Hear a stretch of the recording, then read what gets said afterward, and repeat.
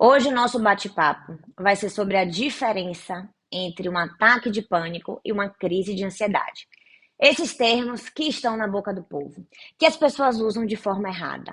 Termos técnicos que as pessoas usam assim, né? Fulano teve um ataque de pânico enquanto estava fazendo a apresentação do trabalho lá na faculdade, Sônia. Ou então fulano teve uma crise de ansiedade, ou pior, o que eu já vi várias vezes. Fulano tem transtorno da ansiedade porque ele ficou nervoso dirigindo. Gente, vocês já devem ter ouvido, com certeza, pessoas fazendo esses diagnósticos sem ter muito fundamento e de forma errada. Então, eu estou aqui hoje para facilitar a vida de vocês, para a gente conseguir fazer essa diferenciação, né? Identificar sinais de uma crise de ansiedade e de um ataque de pânico. Vamos lá. O primeiro ponto, pessoal, que geralmente as pessoas levam em consideração, que eu vou fazer uma ressalva assim que eu terminar de falar sobre ele, é ter gatilho específico ou não. Ok, Sônia, mas o que é gatilho específico? Eu vou tentar aqui ilustrar para vocês duas situações, uma com gatilho específico e a outra com gatilho não específico. A primeira é o seguinte: supondo que eu já sei que eu tenha pavor de me apresentar em público, de me expor. Isso eu já sei, né? Eu fico nervosa só de pensar sobre isso. Eu sou uma pessoa mais tímida, reservada e não gosto de me expor. Beleza. E aí eu tô lá na faculdade e o professor fala: Sônia, você pode apresentar aqui seu trabalho. Imagine que essa é uma situação 100% aversiva para mim. Eu já sei que eu fico desconfortável, mas eu não tenho opção, eu vou ter que ir. Beleza. Quando eu estou lá apresentando o trabalho, eu começo a sentir determinados sintomas. Meu coração começa a acelerar, eu começo a ficar nervosa, minha pressão cai, eu começo a ficar tonta, eu começo a suar frio, eu começo a tremer. Pronto. Eu sei o que é que desencadeou, né? Qual foi o fator que desencadeou esses sintomas? Sei, né? Porque previamente eu já sabia que essa é uma situação desconfortável para mim. Então, se eu tive esses tipos de sintomas durante essa exposição, isso tem gatilho específico. Então, os sintomas que eu tive, eu consigo identificar facilmente o que é que provocou aquilo ali. Isso é ter gatilho específico. Pronto. Uma outra situação que eu vou dar para vocês é o seguinte: supondo que todos os dias eu vá para o trabalho dirigindo. Todo dia, então isso da minha rotina, isso é rotineiro. Um belo dia, do nada, enquanto eu tô dirigindo, meu coração começa a acelerar. Eu começo a achar que eu tô ficando doida, que eu vou enlouquecer, que eu vou morrer. Meu coração acelera, eu começo a tremer, eu começo a suar frio. Tudo isso acontece. E eu tô dirigindo uma atividade que geralmente eu faço todos os dias. Vocês percebem a diferença? Nessa situação que eu acabei de dar agora, eu não sei o que é que provocou esses sintomas, inclusive parecidos com a crise de ansiedade. Não sei. Eu simplesmente comecei a me desesperar e não consigo identificar o que foi, porque eu estava dirigindo. Isso é uma coisa que eu faço todos os dias. Simplesmente eu tive um ataque de pânico. Ponto. Essa é uma situação que não tem gatilho específico, porque eu não sei o que é que provocou aquilo ali. E a primeira tem gatilho específico. Então, só ilustrando, geralmente leigos, e eu já vi psicólogo também usando isso como diferença, que é uma situação tem gatilho específico e a outra não. E aí eu trago o contraponto para vocês. A ciência tem trazido cada vez mais evidências de que não necessariamente um ataque de pânico não tem gatilho específico. Às vezes, possa ser que tenha gatilho específico. Assim como uma crise de ansiedade pode não ter gatilho específico. A pessoa pode desenvolver todos aqueles sintomas e não fazer ideia do que provocou. Então, só desmistificando aí, né, esse mito que ataque de pânico não tem gatilho específico e crise de ansiedade tem. Isso não é um ponto, isso é um mito. Porém, eu vou fazer também um contra-contraponto, que é o seguinte: eu preciso ser honesta com vocês. Realmente, a maioria dos casos, isso geralmente acontece. Um ataque de pânico geralmente não tem gatilho específico mesmo. E uma crise de ansiedade geralmente tem. Mas esse ponto não pode ser o único identificador aí do que é um do que é outro. Beleza?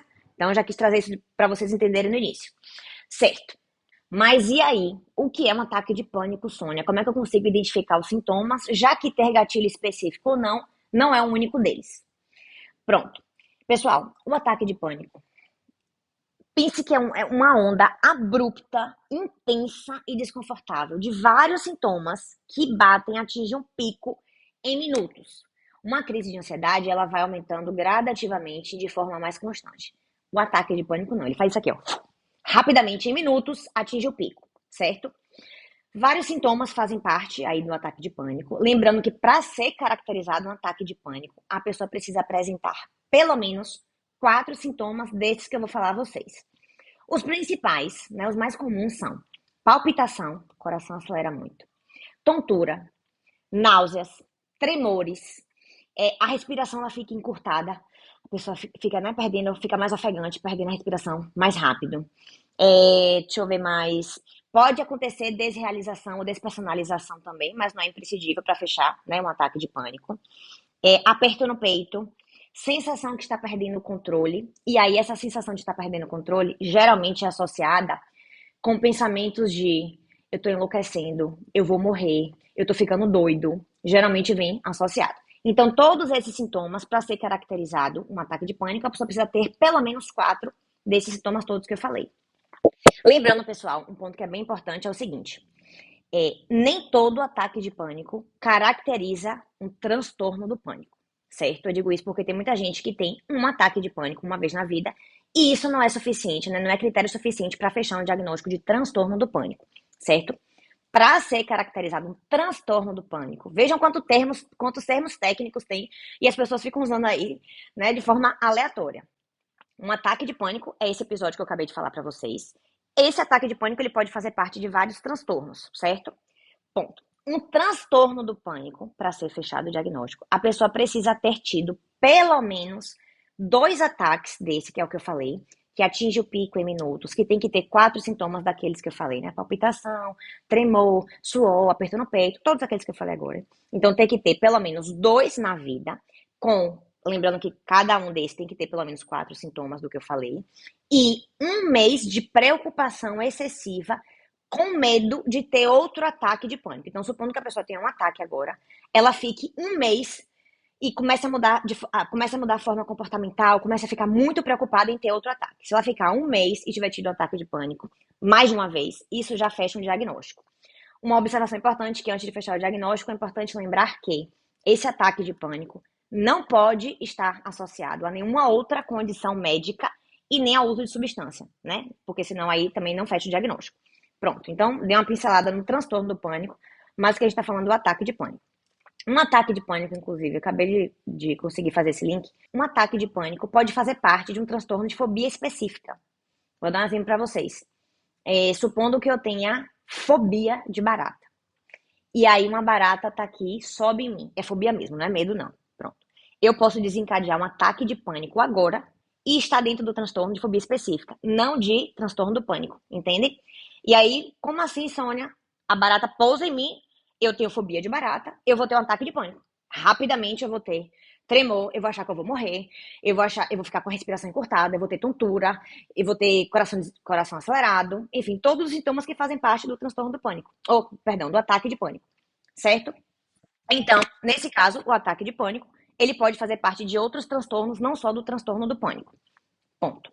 E aí vamos para mais uma diferença. Eu não sei se vocês perceberam que os sintomas que fazem parte de um ataque de pânico são muito similares, são muito parecidos a uma crise de ansiedade. Né? Quando a pessoa está muito ansiosa, dando o exemplo aqui que eu voltei, né, da apresentação, né, na sala de aula, sendo que eu sou uma pessoa muito tímida, reservada e tenho um pavor de me apresentar em público. Na hora que eu estou ali apresentando, eu posso desenvolver exatamente os sintomas muito parecidos com um ataque de pânico. Então, eu posso ficar nervosa, eu posso ficar ansiosa, meu coração pode acelerar, eu posso ficar com a respiração encurtada, eu posso ter 4 daqueles sintomas, por exemplo. Mas a diferença é a duração. Metaforicamente falando aqui, eu já dei esse exemplo uma vez, eu acho bem interessante. Pensem que a crise de ansiedade é você subindo uma montanha russa. Você sobe, percebam que a emoção, que essas sensações, elas são gradativas. Elas vão aumentando à medida que eu vou me expondo, certo?